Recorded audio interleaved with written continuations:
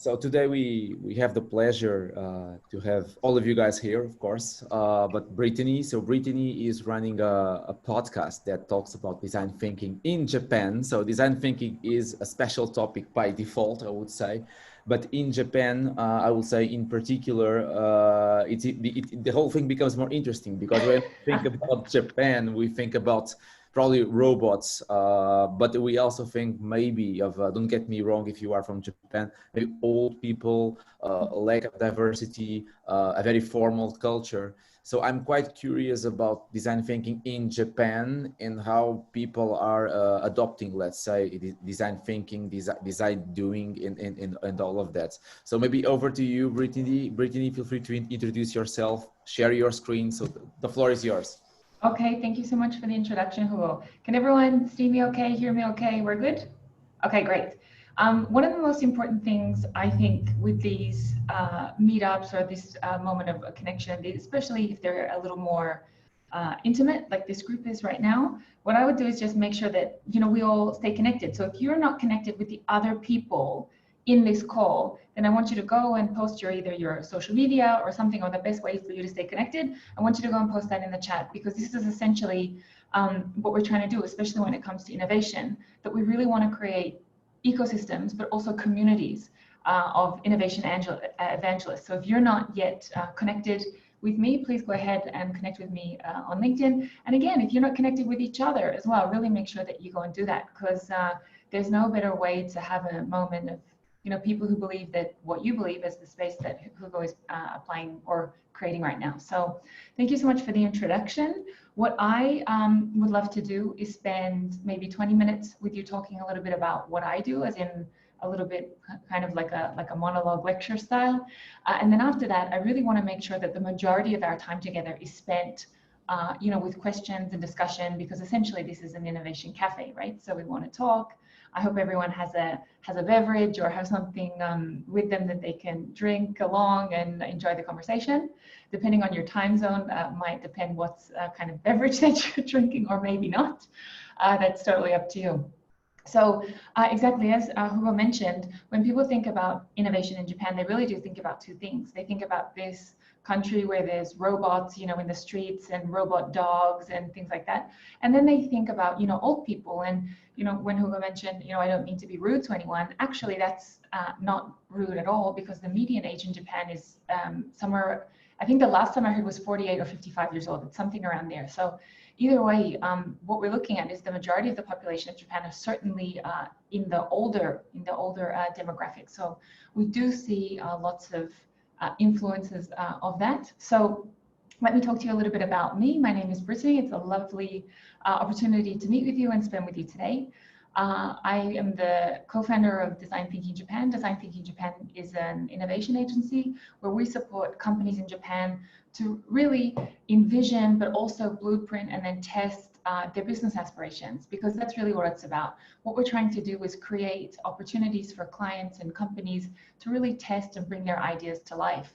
And this is a really interesting time at the moment, because if I ask you who's thought or who's heard of Kaizen, put your hand up, or you can put your actual hand up or your digital hand up. Okay, so if we think about Kaizen is the idea that we improve an existing process. What we're trying to do with design thinking is to create new processes and new opportunities, especially in the field of IT. The feedback that I get from my clients is, we've squeezed the towel. The towel is dry. There's nothing left to Kaizen. We're done. It's perfect.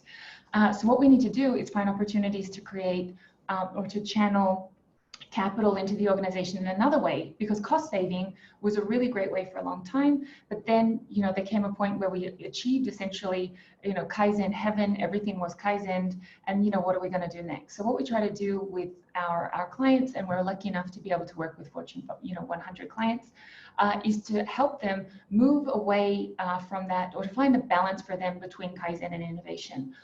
There's all different kinds of numbers, but one of the numbers that I personally like to see is kind of like a 20% innovation, 80% Kaizen, rather than 80% Kaizen, 20% innovation, So what we try to do is very quickly go into a client, work with them, set their aspirations, but then get them on their way into building as quickly as possible. Because what we try to do and the value that we bring to our clients is that initial envisioning kind of process.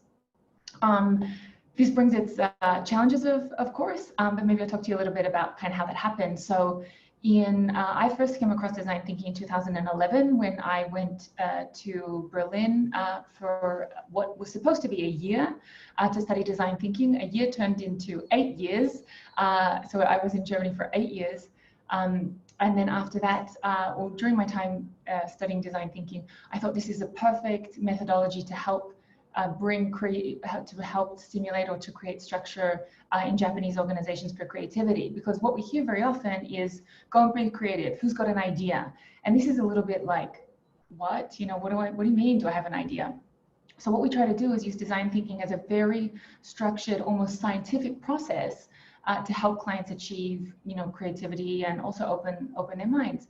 The other thing that we find in Japan that necessarily, wasn't a real issue when I was working in Europe is that ability to give people a voice. In Japan, there's a very strong culture of some people speak up, some people don't. That also depends on your position in the company and the hierarchy and the company culture. But what we essentially try to do with design thinking is help our clients build an innovation DNA within their organization so that each person can contribute to building an idea. So that's a little bit about design thinking. And in 2017, we had the opportunity to go to Japan. Everything in Japan takes longer than you would expect. What I thought was, will be 2012 back in Japan, doing design thinking and innovation. It ended up being 5 years later in 2017. Where we began our first project where we essentially led a culture transformation within a consultancy and trained 10% of their organization in order to build, more human-centric, curious people. Because, for very often, very long time, consulting was, I have this thing, this is, let me give it to you. And, we can add your company name and then it's, very special to you. And the clients are saying now, no, that doesn't fit my problems. You haven't understood my problems. So what we're trying to do is to create that personalized experience and also personalized solutions to each company because, companies are very complex, particularly if we look at maybe, you could almost compare it to like a German ecosystem where you would have, very strong SMEs, but also, very, very strong, larger organizations. And each organization is different. Each organization has different issues. And as we'll explore together, you'll see that Japan has special things that's maybe different with their organization build up. So they have very diverse portfolios. You'll have a company like Mitsubishi that does everything from construction to banking, to white goods to cars. So how does a company like that innovate? How do they share resources? So very interesting stuff. So what I'm going to do now is go ahead and share with you some project examples about what we did. So I want you to tell me when you see okay, I'm looking, I think you guys can see. So this is essentially what I want to do, but I really want to create a lot of time for discussion and questions because Japan, for some reason, is super interesting to people. Like the minute that you say you work in Japan, and also I work in Japanese as well, so all of the work that we do is in Japanese, and that like super blows people's minds, to work in Japanese. But can you give me a hands up if you work in your non-native language in this call? So if you're German and you work in English, or you're Portuguese and you work in English, or you work in a different, or you're Portuguese and you work in, I don't know, German, or, okay. So there's a lot of people that do this, but for some reason, when I say that I do exactly what you do, which is that working in your second language, people lose their mind when it's Japanese. So this is a little bit about what my day used to look like pre-COVID-19, where we would lead design sprints or innovation sessions in a room filled with Japanese people. And essentially, this is what it's all about. What we really want to do is ignite creativity and innovation in the Japanese workplace, not simply by teaching culture or not simply by motivation. We want to give people real tools for change, and this is why we use the methodology of design thinking to achieve innovation aspirations. So on the right-hand side, nobody needs to know how to speak Japanese or Chinese because it's actually the same. On the right-hand side, there is 3 kanji. The first kanji and the second kanji make up the word crisis. The second kanji and the third kanji make up the word opportunity. And for me, this is something that I, as someone that's just super interested in language, that I find really almost positive or really exciting, is that there's always opportunity in crisis. And in this case, it's even in the actual word. So what we're trying to do now is not only lead innovation opportunities, but we also want to create what we call creative confidence within our clients to be able to move into the new. Japan has I'm sure that many of you know, has a very low appetite for risk. So what we're trying to do is to balance that, okay, that kind of push, that external push, okay, things have to change, we have to change, but also with that opportunity for them to do it in their own terms, even though we have this very real external push. And for those of you that don't know design thinking, I'm sure that I won't spend a lot of time here because I'm sure lots of you are familiar. But what we really try to do here is go in and understand the problem, because Japan is an organization, or Japan Inc., really like corporate Japan, very, very strong in building hardware, very strong in customer service, but often what we don't do in Japan is we don't take the time to really understand the problem. And what we've found in working with our clients is that the more time and the more effort and the better we are in understanding the problem, the better the solution is. So rather than just going and building robots, which essentially Japan has kind of been known for, is we go in and we speak to the user. This has been a really interesting dynamic to try to bring this mindset into Japan, actually, because there's this idea that kyakusama kami-sama desu, that the customer is God. That being said, what we do in design thinking is that we try to develop empathy with the user. So if we think of a customer as God, how can we really develop empathy for the customer? How can we really solve their problems? So what you'll find is you build these organizations that serve their clients, but don't really have an open dialogue, because there is this really strange kind of separation, because you're God and I'm here to serve you, which is true. That's one of the things I love about Japan is the commitment to service. But what we need to find in Japan is that balance, so that we can really find those nuggets of empathy in our clients' problems, so that we can really go and build the right solutions, because we've spent a lot of time not doing that. So so this, for example, is a moment that describes a project that we had where we led a business consulting company in transforming their consultants to become more curious, to become more human-centric. And the business reason behind a consultancy investing in creating this capability in their people is so that they can go in and really source the problem, they can really understand the pain.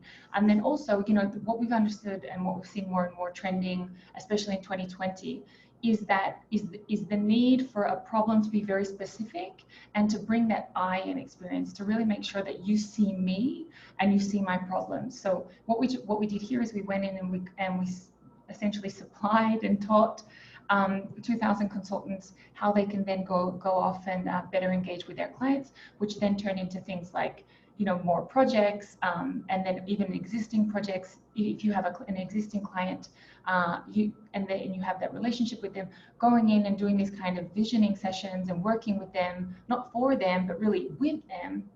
You can go in and ask, what are some other opportunities, or what are some other pains, and then having this really curious approach with your clients, rather than that kind of sales approach. A curious approach actually is really a key in terms of building deeper, longer relationships, because this is something that I would say is really a pro in doing business in an Asian context, is that you do, once a client is your client, as long as you don't do anything really crazy, they do end up staying with you. So in this particular organization, we worked with a fintech company, and what we did, and they specialized obviously in financial services, and we helped them create a new innovative offering to their people. So what we've seen, for example, in the demographics in Japan, it's generally older, and there wasn't really a lot for the younger demographic. So what we did is to create some opportunities where the younger demographic, that these companies captured the younger demographic, even though maybe they weren't necessarily the highest spenders. But if you capture them young and then create this kind of, journey for them within your brand, you come as maybe like a to late 20-year-old, you know, you kind of have your first job. And then if I build my customer loyalty with you, then maybe when I'm 30 and I'm starting to get promoted, and when I'm 40 and I'm looking to buy a house or have a family, then I bring more and more business to you.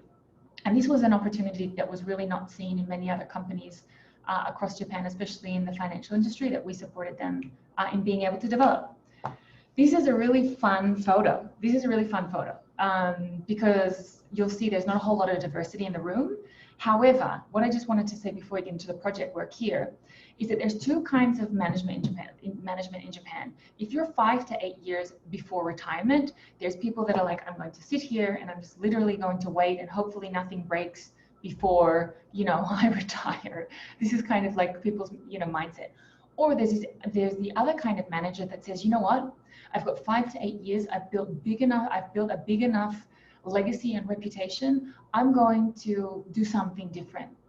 And I'm going to use the last 5 to 8 years of my career, you know, forging new paths or trying to make it easy for the people coming behind me. So as much as people do see Japan as this kind of risk-averse no culture, I have to tell you that working on the ground in the weeds for the last 3 years is that that's not 100% the case. There are enough managers that I'm telling you have barely used, you know, the internet that are saying, you know what, we have to change. And so that's really exciting. And this particular picture is about an insurance company who, you know, had global stakeholders. We do a lot of work with either a company that has an HQ in Japan and then has you know, daughter companies abroad, or the other way around, like a HQ abroad and then they have, you know, a subsidiary in Japan. So we do a lot of that cross-border work where you'll find that the global standard often differs from location to location.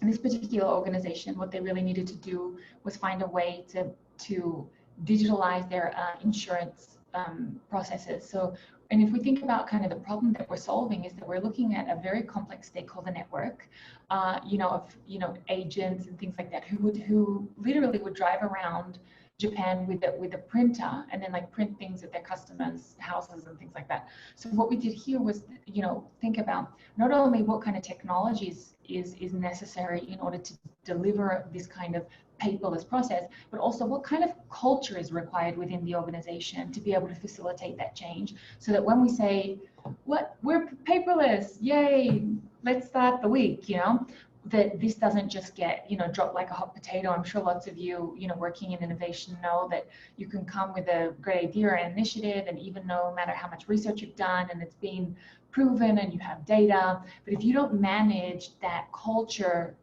in terms of the deployment of the initiative, that it can really be a lost opportunity. Resources is a really interesting industry in Japan because they don't have any. They don't have any. So what they really need to do here is they really have to be on their toes. They really have to, you know, use technology and also diversity. And this is something that we help this particular client do, is look at their stakeholder network that has been, you know, working for them for a very long period of time, but also to zoom out a minute, because not only has your industry changed, but even your partners, they've also changed. So what we tried to do here was to update their view on where are we currently, where are your stakeholders currently, and are there any, you know, lost or missing opportunities that we're currently not executing on. So this was a very interesting project that enabled them to see some new opportunities that weren't yet visible. And this particular one was with an automotive company. What we see, you know, and it's interesting because as much as people say, you know, Japan, they don't take risks, blah, blah, blah, you'll see companies like, you know, Nissan or Toyota, and they'll say things like, in 2030, we are no longer a car company, right? And this is not a crazy thought, because Nissan, Toyota, they didn't begin as car companies. They often began as like bicycles or like pen companies or something like that. So when a Japanese company says, the brand that you know about us will no longer matter in 10 years, 20 years, 30 years time, they mean it. And they'll do it again. They've done it before, and they'll do it again, which is super exciting, But the ecosystem has changed, right? Because Japan 30 years ago was a self-sustained economy. It was 1980. Japan is #1, bubble, money everywhere, money coming from the sky, you know? But then things changed. We're now 2020, it's a digital economy. We are more reliant on our neighbors, we are more reliant on trade, and this is an opportunity for Japan, if they really do want to pivot like they have done and will do again, if they really want to see that success, they really need to learn how to collaborate with partners, not only international partners, but also within the ecosystems, innovation ecosystems. Which brings me to one of my personal insights with Japan, which is because we have these large organizations, really large, and this is actually, again, it's so funny that, you know, my two experiences have been in Japan and Germany because the economy is actually quite similar in terms of, you know, how they're driven. But you'll see, you know, Mercedes also has a bank, you know, which is not different from, you know, as I mentioned before, Mitsubishi having a bank and doing all these other different things. That the opportunity to leverage diverse portfolios within, you know, to their diverse activities within their portfolios is really an incredible opportunity to build a local innovation system. Japan is a very cash-rich country. They save lots and lots of money, and for a rainy day like COVID, this is not a problem. There haven't been layoffs in Japan. There haven't been, you know, the kind of cutbacks that we've seen in other areas because Japan has, or Japan Inc., these larger organizations have these rooms full essentially of cash for these reasons. They know, you know, this is a country that's used to natural disasters. Typhoon is a Japanese word. Tsunami is a Japanese word. They're used to disasters, so they know it's not smooth sailing all the time. You know, the good days of 2018 where, you know, money was coming in, everyone had, you know, was raising money for their startups, so you were able to get capital, whatever. Those days will come to an end. Either something will happen or we'll just have an earthquake and we'll lose everything. We know, they're used to it, right? So this idea of you have to save for a rainy day is very much entrenched into the Japanese psyche. What I hope to see is that if we can use this money that's there for safety, which I totally understand, but if we can use a portion of that and we can start channeling that into innovation initiatives, I'm sure that we'll be able to see new business opportunities and also new ways that we can bring capital into the organization because Kaizen is just not doing the job anymore. Which also brings me to why that this idea of an ecosystem, the idea of partners, the idea of discussion, the idea of, you know, a meetup like today is essential. It's essential in building sustainable systems because innovation begins with a conversation, and conversations begins with connections, and it begins with relationships. And as much as, you know, this may be like, you know, too much of a Japanese view, is that the more that we can connect, the more dialogue that we can have, the more stories that we can share, the better set and the better prepared we are to deal with, you know, new things. And also we want to learn from each other. And something that, you know, we see in Japan because of something that I think is essentially a positive thing, i.e. a company or a brand having a very diverse or investment portfolio, can actually be a problem. So if I'm Mitsubishi and I don't know why I love Mitsubishi today, I'm not necessarily a Mitsubishi fan, but if I'm Mitsubishi and I have a bank and I have you know, cars, and I also have like credit cards, and I also have white goods, then often I'll look within my organization for partners, right? Rather than looking externally for partners. And I think this is a real opportunity for Japan, is to leverage their very complex stakeholder networks, which are very rich, but also if they can look not only internally for who do we have, but also look a little bit externally, and maybe that's even to foreign startups or to foreign businesses, and look to them for help. Because if I'm, you know, a particular company and, you know, I'm specializing in cars, but I also have a bank, I don't think of, you know, knocking on the door of a fintech company in California, asking them maybe, you know, you're interested in a partnership, because I already have financial capabilities internally. So what we're trying to do is encourage people to look not only internally, but also look external partners. Who could I work with? What do they know? Maybe they specialize in, you know, Japan being a great leader in hardware is actually not a leader in software. So maybe there's an opportunity for them to collaborate with companies or particularly businesses that specialize in software. And I'm obsessed with talking about this. I don't know if you guys get the feeling that this is something I talk about all the time, you know. So if you like invite me for dinner, I'll literally be talking about this, which is something it's a personal thing I need to work on. So I began a podcast where we talk about, you know, modernizing the dialogue around doing business in and with Japan, because I just believe through leading these conversations and creating space for innovation, exactly like what Hugo is doing with his innovation cafe, is really that transition to how we can build a culture of innovation, because we can talk about it. And I think people will understand innovation through story, right? And I think there's lots of data and there's lots of opportunity, but I think the more stories about innovation that we share at a human level, I think people will see it closer to them. And so this is what I hope. And the other thing is we also have a meetup, because a podcast wasn't enough. A podcast wasn't enough for me. We also have a meetup where we talk about innovation, design thinking in Japan. But here's when we talk about, like, not necessarily only business stuff, because the business karaoke podcast is very much like a business focus, but design thinking meetup is super. We talk about crazy things. So for example, 2 weeks ago, we talked about the connection between calligraphy and and design thinking and remote work. And so I'll save you the time of like having to watch the meetup recording. One of the biggest takeaways for me was the calligraphy artist really told me, she shared with us, when you in calligraphy, the most important thing is your breath. And then when you draw, and then as you're exhaling, you write. How many times, if you're writing something, just think about it, that you breathe in and write, and then you're like, once you finish writing, and then you're like, she's like, think about writing with your breath as you breathe in, and then write with your breath. And I was like, oh my gosh, since I've been doing that, it's really changed how I've taken notes and how I've just engaged with the written word.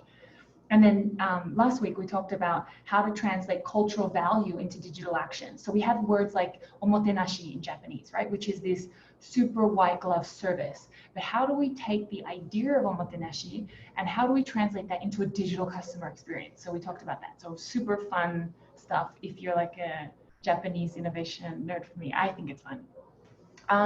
So essentially, this is, you know, what we're trying to do. We're just trying to encourage our clients to move from that traditional strategy to an adaptive strategy, to understand that it's not about taking that one shot in the dark. It's about, you know, that kind of like Las Vegas placing bets style. It's really about, you know, how can we make a decision, an investment decision based on data and based on human beings and what they need. So, you know, we just try to help our clients really start from not to start from square one. Because if you walk into a Japanese organization that's 400 years old and say, okay, I know you've been doing this for 400 years, but forget it. Let's leave it behind. You should be doing blockchain. They'll look at you like, are you joking? We have 250,000 employees. What do you mean we're doing blockchain? You know? So what we're trying to do here is say, work with existing business assets, bring speed to the client, and the best way for you to bring speed to the client is for you as the organization that's managing the innovation is to absorb all the risk. So if it goes wrong, it's your fault. If it goes well, they did it. That's it. Just that's, for me, the innovation cake. As innovation professionals, we just have to eat. It's bad, it's our fault. If it goes well, it's because they did such a good job. I'm fine with that. I've kind of come to terms with it. That's how it is. Be very clear about the value. You know, we have to really make sure that, hey, this is what we're doing. This is the kind of pain that we're solving, which will then result in this particular value for the client. And also just get to doing early. And the way that we do that is by really looking at our Japanese market, you know, and rather than, you know, ignoring the cultural norms, like how do we get a junior person to speak with their senior manager or something, rather than ignoring that, what we try to do is incorporate that into the discussion to help people speak up and share their voices. So that's me. I hope that you've gone and added me on LinkedIn so we can continue the conversation. But what I want to do now is hand it over to you for any questions. So I'm open to any kinds of questions. If you want to know more about what it's like to work in Japan, if you want to know more about design thinking or innovation, the floor is over to you. I would suggest for those of you that don't necessarily want to ask through dialogue, then you can go ahead and here, what I'm doing now is to use the chat, so you can write your question. here, right, to write a question. Because I think chat is a really great way for people to think, because I know some people just, take a little, they're not, extroverted people, and I work in Japan, right? So I can tell you, one of my favorite things about online meetings in the West and Asia, before we get into the Q&A, is if you say in the West, does anyone have any questions? Every single person unhooks their mic and awkwardly starts talking, right? In Japan, does anyone have any questions? Nobody unhooks their mic. Either way, nobody's talking, right? So what we're trying to do is to find a way that we can facilitate these kinds of conversations. So if you have a question, go ahead and write it down, or go ahead and we can manage the digital hand. Who will manage your hands? I'm going to unmute myself and say thank you very much for this presentation. Now my point is, I don't think this is, let's say, that things in Japan are completely different from things here in Europe, in particular in large, old, clunky organizations, where I find that many things are similar after listening to your presentation. Of course, there are a few differences, in particular 400 years old organizations and things like that. Here it's a bit different, but many things are similar in what regards the culture, how to introduce something new. I think that's the same thing. And in particular, when you started to talk about Kaizen, and by the way, I have friends that work at Kaizen. I've hired Kaizen before. I'm not hating on Kaizen, just FYI. Yeah. Kaizen is still, or cost saving. Still the holy grail of every single manager in CEO. Cost savings, optimizing the operating model. People still don't talk about business model. They talk about the operating model. They don't even understand what the business model is. So that's kind of similar here in Europe. Right. All right. So guys, feel free to unmute, drop a question on the chat box. I see a few familiar faces here, which is good. Marco, good to see you. Rohan Pereira, good to see you again. Rohan is an expert in design sprints in Ireland. Sophia, I met you before, I think. Hi, Steph. And Paulo is now teaching product management. So, and hi to all others as well. Yeah, I was wondering if I may. Hi, I'm Chris from Germany. I was wondering, is it usually that the companies approach you, or who do you go to? Do you usually, I mean, in design thinking, do you approach like their C-level suite and ask them, hey, we would like to offer you a service? Or do you approach usually their technical people or the innovation departments or whatever they have in Japan? How do you get into the conversation with these companies? That's a great question, Chris. Interestingly enough, it's not a direct kind of line, you know what I mean? It's not necessarily that I go and approach. That's not really recommended in Japan. You would always go like with a third party or something like that.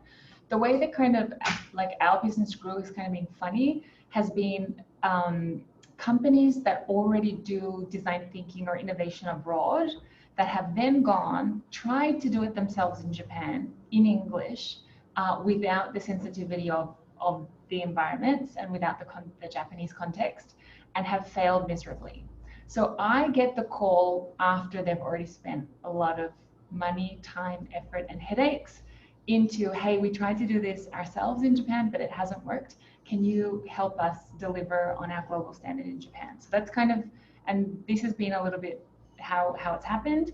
But then as I also produce content in Japanese, so we have Japanese podcasts, and we also run the meetup in bilingual. Well, it's not even really bilingual. We run it essentially in parallel in 2 languages. So we run it in English and in Japanese. And so through creating this kind of content that I am usually found by like an innovation manager who says something like, so innovation is there's no Japanese word for innovation. It's innovation, which is the English-derived katakana word. So they'll say to me something like, I'm coming to your meetup because I'm an innovation manager and I don't know what that is. And the reason why they don't know what that is because you get promoted in Japan in terms of seniority, not in terms of skills. So this is actually also a real challenge in Japan, is the kind of the focus on the generalist rather than having people who specialize in certain things. So the way that I usually get contacted is through a foreign manager who's tried to implement their global standard of innovation in Japan, and it didn't work, and they call me with their headache.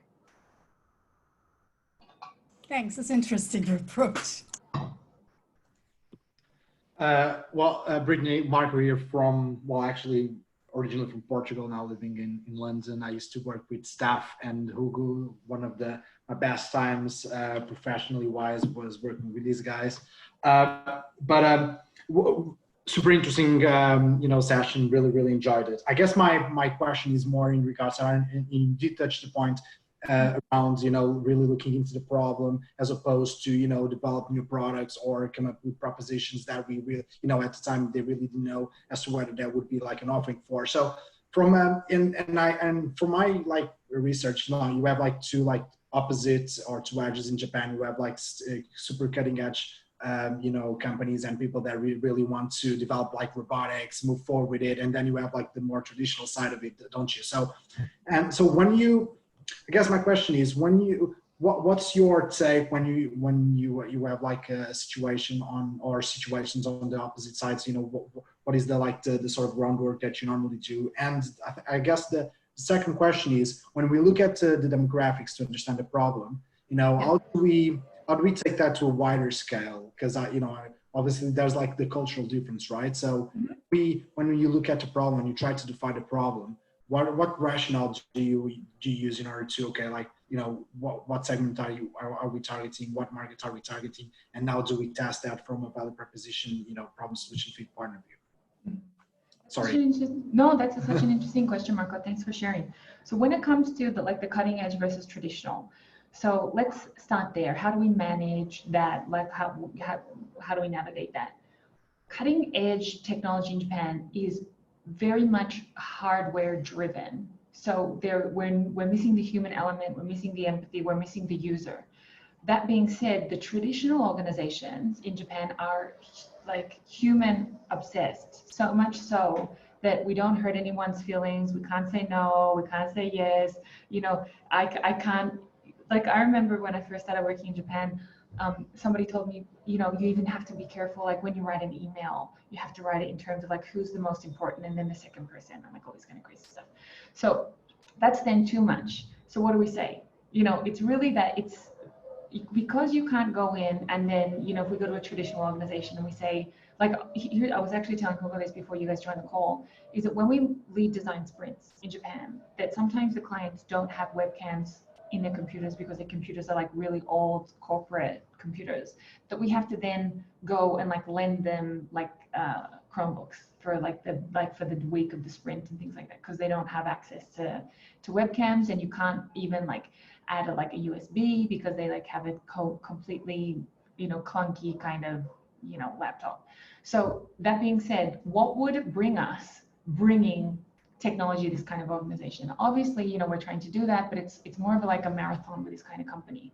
So if we go in and we try to bring technology, to them really quickly, we're just essentially going to dilute a little bit of what's good about them, and we won't even achieve what the technology or the level of technology, for example, the cutting edge company does.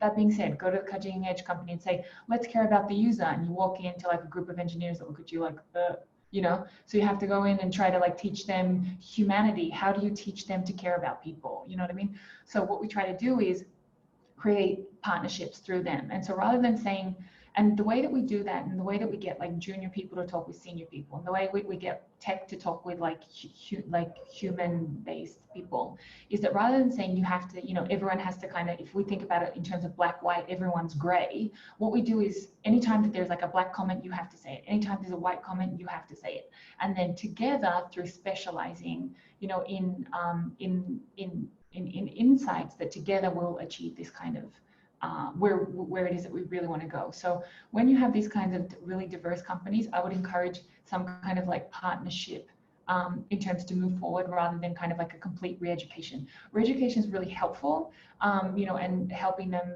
change their culture. That's really helpful, but we also have to be really, honest with ourselves and say, if we've got a launch in 4 months, I can't go in and, do a complete culture change and then build a product. Okay, so what can we do?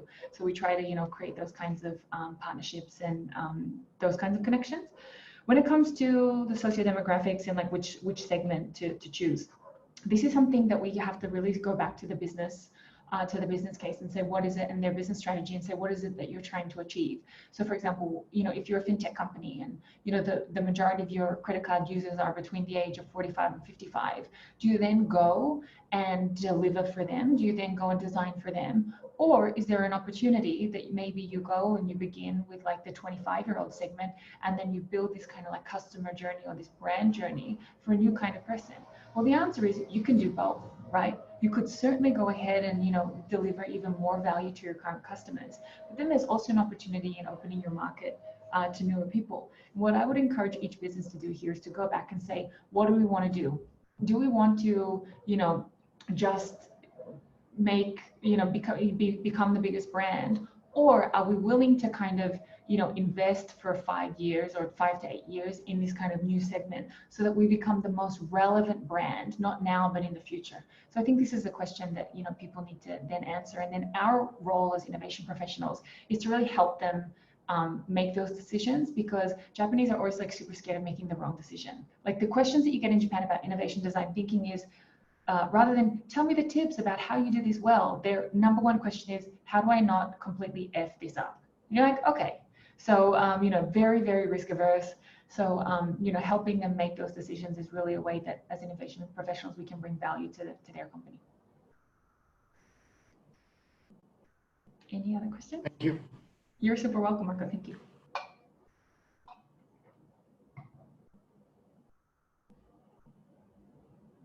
I have a sort of general question, if I can. Go for it, Ken.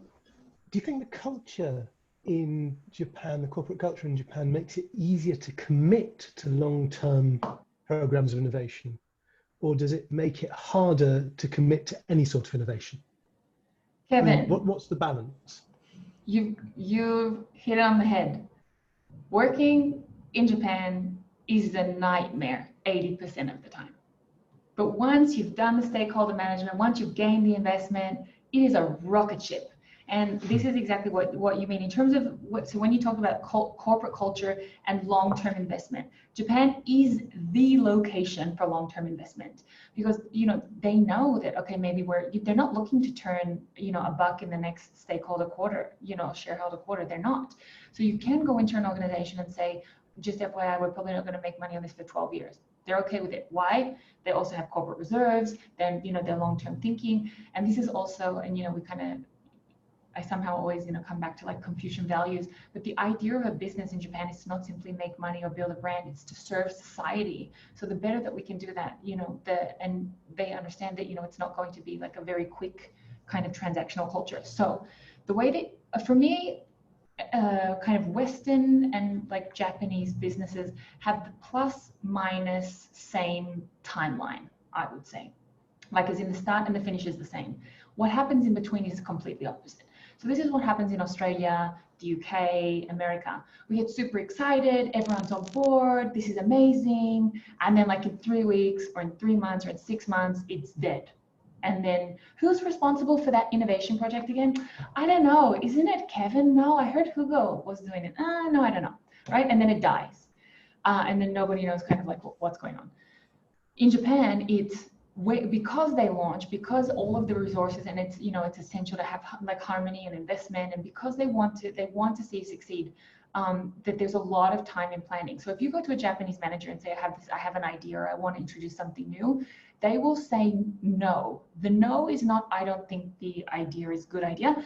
The no is, I don't understand how I'm supposed to make that happen for you, because a manager, getting back to that kind of like human side, believes that their job is to help you succeed, right? So that means if you have an idea, I have to find new time, I have to find new resources, I might have to find new people, and how can I help you do that? So corporate planning in Japan is very slow, But then once they invest, once they make up their mind, it's like a rocket ship. So what we try to do is that 80% kind of planning time, rather than kind of do that kind of like Las Vegas blackjack, all in bet. What we try to do is encourage them to move from that model to more of an iterative kind of planning, rather than day one planning at day 100 planning. What we try to do is go day 1 to 5, and then day 1 to 5 iteration 2, day 1 to 5 iteration 3, day 1 to 5 iteration 4, and try to do it like that. So the corporate culture in Japan, because it's so long term, is really one of the benefits, because you do get that opportunity to talk about these kind of like 5-year, 10-year, 20-year projects. Like someone writes the 500-year Toyota business plan. Someone is paid and hired to do that. We don't have that in other, cultures. So it's a great thing. And what I think we could do is, if we manage the long-term planning of it in a little more agile way, that could really be like the key. And I would encourage, like companies in the West to be a little bit more intentional with their planning and their resource allocation. I have a question here. I'm curious. Why Japan? Like for me, why Japan? That's a really interesting question. So I don't think I said this. I'm Australian, so I don't know if anyone is able to pick that up from my accent. I'm actually Australian. And in Australia, we learn an Asian language as a second language. So maybe like in Germany, the way that you learn English, or in Japan, the way that you learn English, we learn an Asian language. And it just so happened at my school, we learned Japanese. And so since then, I remember, I think I was like 11 years old, and my teacher walked in the room and like wrote her name, like up, top, down, right to left. And I remember thinking, that's really cool, to be able to do that. Walk into a room, don't say anything, and just like write on the blackboard, But then I thought, well, if I'm going to make a career out of this, I have to have like a deeper motivation than it just being cool, right? So as I've been very passionate about, business in Japan for a very long time. But as I learned about design thinking, people would say to me, why don't you go to the States, or why don't you go to the UK? You speak English, you can go and work there. But for me, the reason why Japan ended up being kind of like my professional playground is because of impact. Because I don't know a whole lot of other professionals that are deeply passionate and committed to bringing global knowledge to Japan in a way that's meaningful to the Japanese economy, essentially, in order to create, people like change makers. I hear time and time again from foreign managers, my Japanese team doesn't have any ideas. My Japanese team don't have any opinions. And I'm like, that's not true, because I hear constantly the ideas. I hear constantly the pains. What's not happening is they don't have the tools, that they don't have like a compass or a map in how to navigate these kinds of environments. And because the environments are changing, and because the people who are leading them are generally older, they're losing their way a little bit. And so what I hope to do is, through my passion for Japan, but also my passion for innovation and design thinking, is to bring essentially design thinking to Japan, because I don't know who else will, really. That's why. In talking about innovation, what other type of initiatives are popular in Japan? For instance, how's the startup ecosystem look like? Is it popular to start innovation labs as well? Because here in Europe, in the US as well, the innovation lab is becoming popular. It's the place where people do design thinking and all, bin bags and prototypes and all of that. So what type of innovation initiatives are popular in Japan? It's a market that I don't know much. No, that's a really interesting question. So the innovation market in Japan looks completely different to, for example, like what you would imagine in like an American setting, for example. Like America spends something like 13 times more, or there's more VC money, if you take into account like even all of the population and the size of the economy and all of that. Even if you kind of like neutralize all of these points, America still has like 13 times more VC capital floating around than Japan. The Japanese ecosystem works well when an existing company kind of bankrolls as like a startup that can fulfill a particular pain in their supply chain. So for example, if you're like a larger manufacturing company and you need, a particular, AI service or whatever, rather than them having to build that up completely, new within the organization, what they do is they try this kind of like acquisition model. That being said, it's a very interesting kind of dynamic, because startups tend to want to be kind of more independent. They want to be a little bit more autonomous. But the idea in Japan is this kind of like family culture, you know, like I'm going to, you know, buy you and we're going to be like a family, and startups sometimes don't want that. So that's like a little bit of a challenge. Japan has, I think, well, Mercari launched, they had an IPO like a couple of years ago. So there, I think there's only like one kind of unicorn in Japan right now, but unicorns are not really a good indicator of like innovation. I think there's like 200 plus unicorns in the world right now. Does that mean we're 200% plus more, you know, 200 times more innovative? I don't think so. But the startup system is very different. Interestingly enough, they have a large amount of female founders, much more than people would think. And the reason is because if you go to a very prestigious Japanese university as a guy, then it's kind of like you have this pressure that you're supposed to go and do something with it, go somewhere and, you know, go to like a good Japanese company. Like I interviewed the head of Dropbox Japan recently, and he went in 2017 when he became the country lead for Dropbox Japan, his family said to him like, this foreign startup, like, aren't you scared? What happens if they like fire you? And think of 2017 Dropbox. Like Dropbox in 2017 was not like, they didn't have like 30 grand cash in the bank. Like that was like a decent sized kind of startup back then. But you know, Japan was still like, be careful, foreign startups. So you know, there's this kind of like idea that if you're, you know, a guy, you have to go and do something good. But the females are like, oh, I'm going to go and start a business. And people are like, oh, you go and do that. Like, that's cute. So there's a lot actually of opportunity for like females to start businesses in Japan, which people don't see.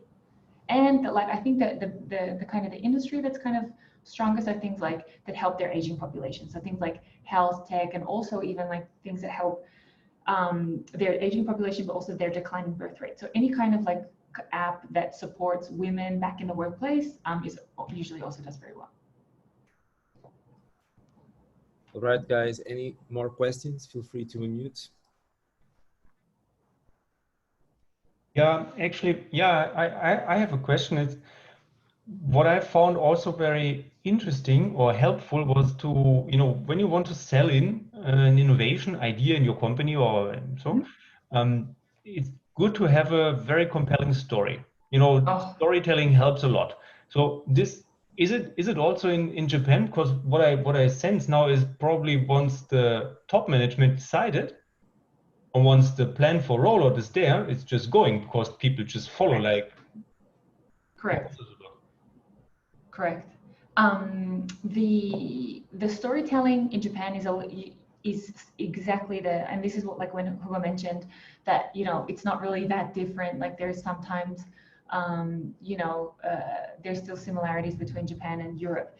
And it's true. So I would say storytelling is equally important, but I would say, I would encourage you to think about the kind of story that you're telling. So if you go and you say simply like, this is the business case, and the business case is very strong, but you have to fire 5,000 people in the process, you'll get a flat no. So what we want to do is think about the kind of story that you're telling. And the way to do that is to go and understand not only the country values, like for example, what Japan values. So for example, here's a really fun fact, especially, are you from Germany, Benedict? Yeah, okay.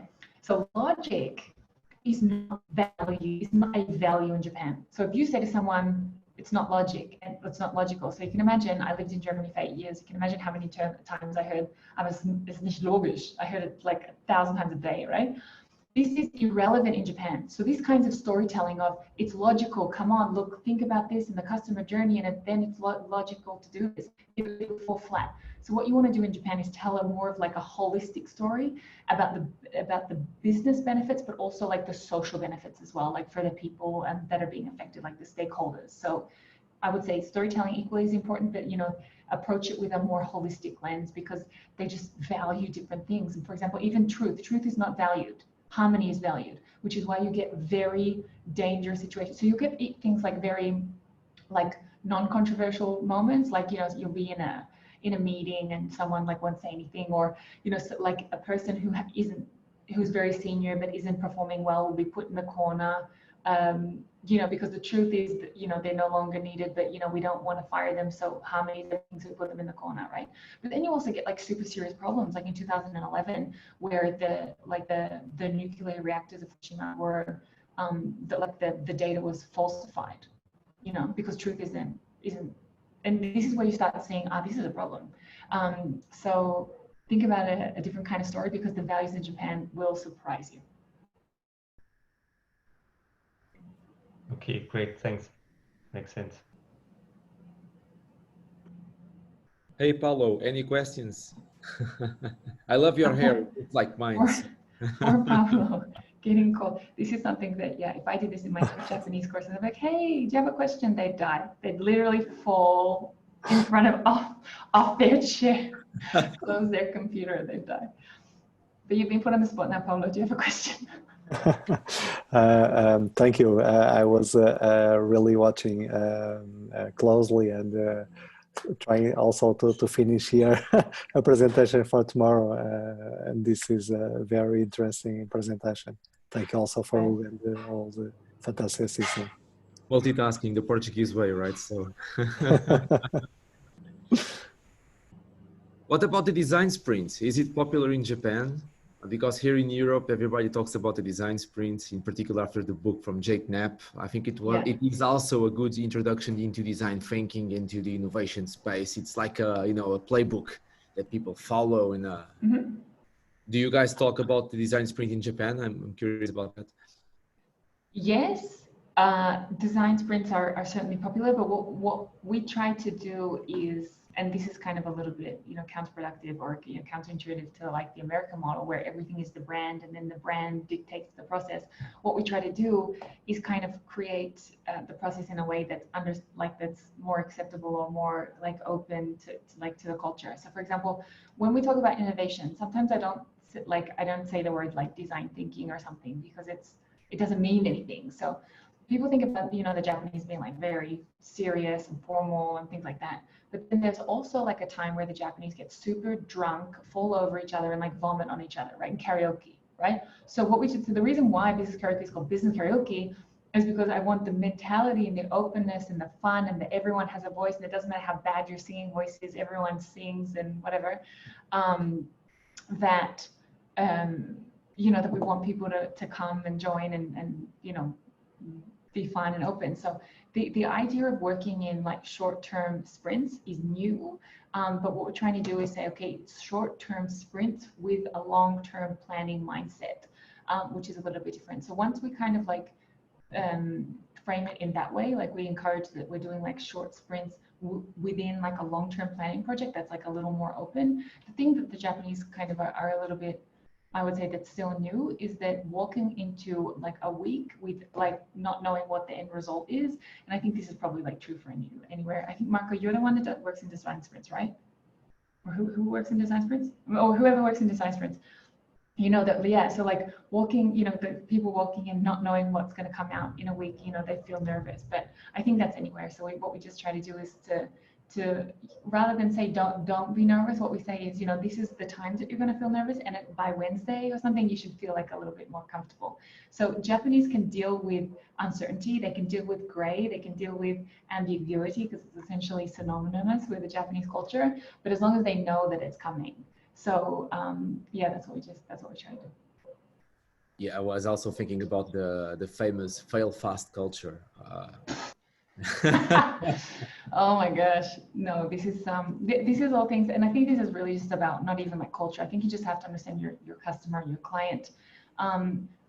Like fail fast, it's okay, whatever, like kind of style won't work, because I'm speaking to somebody who's built 25 years worth of reputation in an organization, and I'm telling them fail fast, whatever. This is a different person you're talking to than the person you're speaking to in America that's like was an innovation manager at company X for 3 years and now I'm innovation manager at company Y for a year and a half and whatever, you know. I'm talking to someone who believes, who is deeply connected with a brand. So when I say fail fast, that's not what they want to hear. They want to hear, let's be curious, let's approach this in a way that we can learn, and also understand that we don't need the answers up front, but we are working towards a solution. So this kind of like cowboy culture, like you have to leave it at the door in Japan, it won't work. Great. Guys, I'm learning so much today. So thank you very much, Brittany. One last question because we are running out of time. Don't be shy. So Okay. I'll just fire one like question away if that's okay, guys. Again, super interesting. And I guess my last intake is: would you say that the lean approach is the right, driven or to implement like a continuous path to design thinking in Japan? What I mean by this is, if we like the lean product life cycle to the whole design thinking process, right? It's all about at some point during the validation analysis to understand what is the value against the risk, right? And so what's the interlock between the two, if at all? Is that something that you also do? Is that something that the clients request you when you run this design thinking sort of iteration processes, or is something that it's outside your scope? Okay, very interesting question. And because we only have like a minute left, I'll just say the brands that we're obsessed with in the West, business model canvas, lean canvas, design thinking, innovation, no, it's agile, it's waterfall, whatever, don't care. They're just not used in Japan. No one cares at all. They come and they say this: Marco, our company's been in business for 150 years. We probably should have made this change 30 years ago. We haven't. I'm now the idiot in the manager's seat. And if I don't make the change, I'm going to lose half of these people. They're paying mortgages, they have schools. Holy guacamole, Marco, help me. And then you say, okay, this is what we're going to do. We're going to take this approach, we're going to do this, and blah, blah. So the whole like names and stuff like that, they don't really care. They don't really care. What they need is that they come to you essentially with deep pain. Like they'll look at you in the eyes and say, I'm scared. I don't want to be the person to bankrupt this company. It's been around for 250 years. I had someone say that to me. I don't want to be the one to bankrupt this company. People have trusted me. And you're like, whoa. So they don't care about like the tool. And so it's our job. And actually, if you're an innovation professional in Japan, you actually have a little bit of, I would say, like creative kind of buffer, because they don't care about, is it a sprint, is it waterfall, is it agile, is it a lean canvas? They don't care about that. That you can then really create a tailored program for them that really meets their needs without trying to sell like the different kinds of names. And I think I'm lost. Okay, yeah. So you don't have to worry about that kind of stuff, which is also a really exciting thing. That's very good to know, because here in Europe, many guys are selling methodologies like design thinking, the holy grail of to save the world, and the design sprints and blah, blah, blah, and agile and scrum. If you guys don't follow this, you will die. Oh, that's not agile. This is agile. So no, that's good to know. You're dead. No. Yeah, exactly. So many guys are religious. So nowadays I don't discuss methodologies anymore. I'm more concerned about growth or saving. Yeah. If you can manage the difficulties in Japan is a really great ecosystem, or it's almost like a blank canvas to start from. So it's a cool place to be. All right, Brittany, thank you so much. Thank you for having me. I had such a good time, everyone. It was such a pleasure to meet you. Please follow Brittany's podcast and on LinkedIn. Okay, I think this was the best sessions we've had so far. Please connect, because this is one of the most important things. Ecosystems and collaboration. This is where change begins. So please connect with me. If you have any questions, we can talk about that, and I can talk about all the other crazy stories that I have from Japanese innovations, all the things that went wrong another day. Thanks, everyone. It's a pleasure to be with you. Guys, bye. Bye. Thank you. Bye. Thanks. Bye. Bye.